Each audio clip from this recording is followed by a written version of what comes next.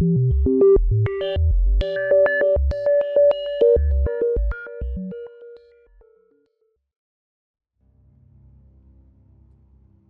World War II.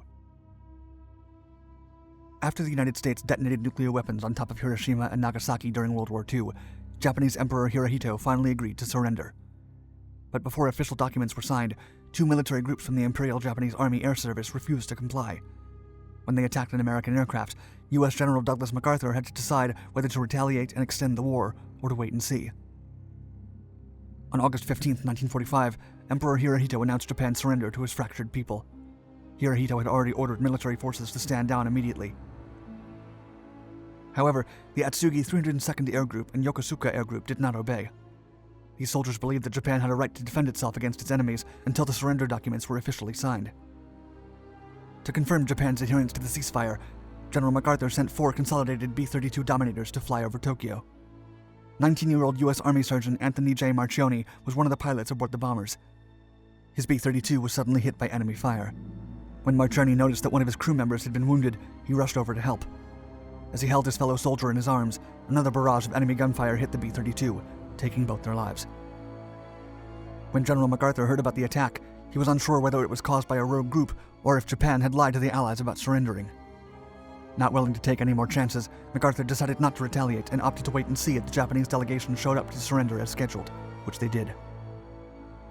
The air attack in which Anthony J. Marchioni lost his life became the war's last air combat. The young pilot was also the final American service member to perish in World War II. A few weeks later, thousands of brave men gathered on the USS Missouri to witness a historic moment as American and Japanese officials signed the Japanese Instrument of Surrender on September 2, 1945. We will never know what would have happened if General MacArthur had retaliated against the Japanese Air Service, but experts claim that an Allied invasion of Japan or even a third nuclear bomb attack would not have been out of the cards. Britons in space. With the end of World War II, Allied countries rushed to unravel the technology behind the Nazi V-2 missiles. They were the world's first long-range ballistic rocket and the first man-made device to cross the boundary of space. Britain was the first country to carry out successful experiments. Their scientists also realized that this technology could be used to launch a spaceship, albeit at significant financial cost. The British government had to decide whether to take the risk or to prioritize its crippled post-war economy.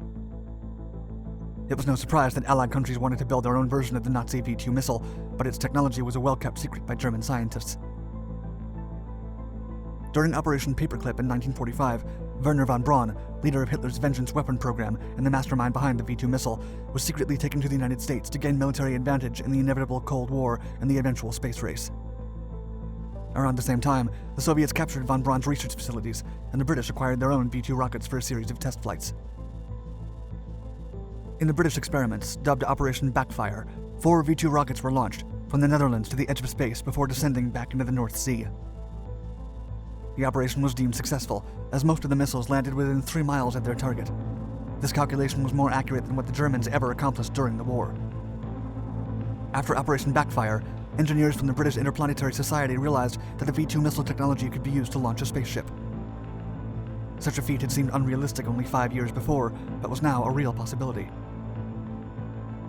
In 1946, designer and artist Ralph Smith put forward a detailed proposal to adapt the V-2 missile into a man-carrying rocket.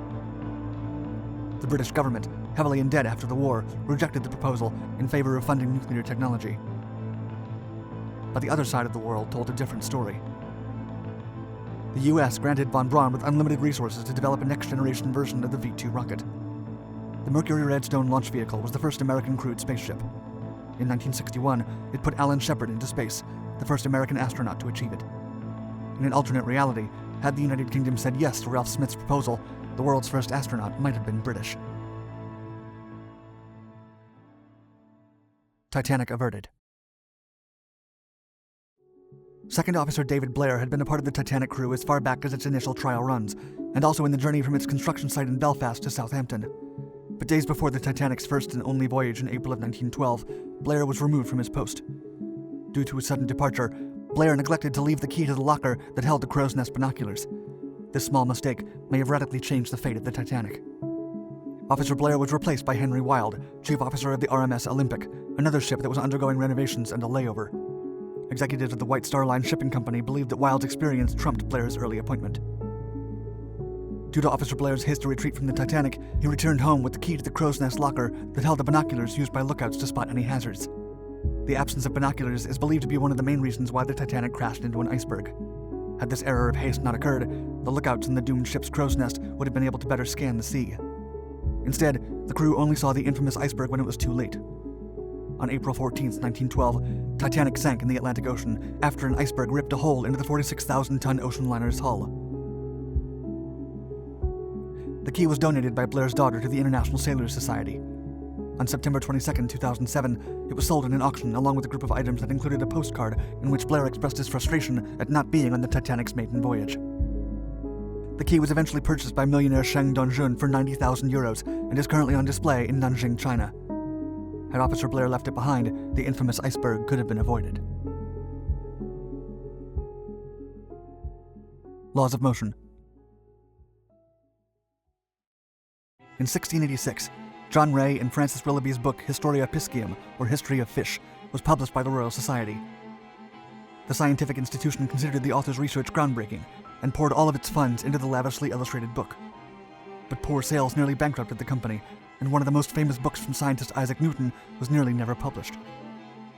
In his book Mathematical Principles of Natural Philosophy, known as Principia, Isaac Newton described the laws of motion and gravity, and also the foundation of classical mechanics.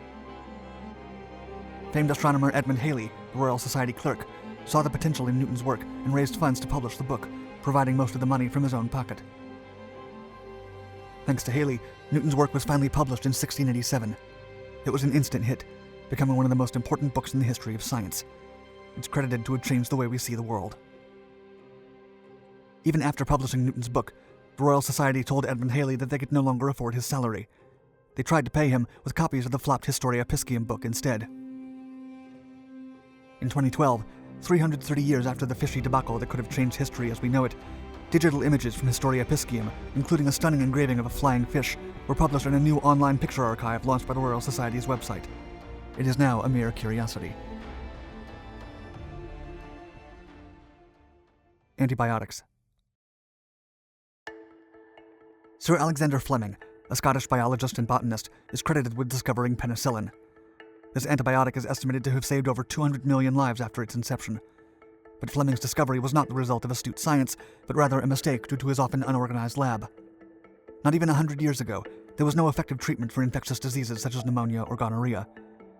Hospitals were filled with people dying from simple procedures such as tooth extractions or even a cut.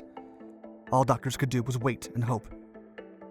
In 1928, Fleming experimented with different influenza virus samples in the laboratory at the inoculation department at St. Mary's Hospital in London. One day, Fleming set up a petri dish of Staphylococcus aureus, the bacteria responsible for sore throats and boils, and went on vacation. He did not realize that the plate had been accidentally contaminated with a mold from the lab. Fleming was often described as a careless technician by some of his peers. When he returned to London, he noticed that the Penicillium notatum green mold had stunted the bacteria's expected growth. Fleming examined the moldy juice, as he initially called it, for a few more weeks to confirm his groundbreaking findings. He later realized that the Penicillium mold factor that inhibited the bacteria's growth might be harnessed to combat infectious diseases. This conclusion would change the world forever. Fleming published his findings in the British Journal of Experimental Pathology in June 1929, with only a small reference to penicillin's potential therapeutic benefits. But the world had taken notice. In 1938, British pathologist Howard Florey began to expand Fleming's research, along with biochemist Ernst Boris Chain.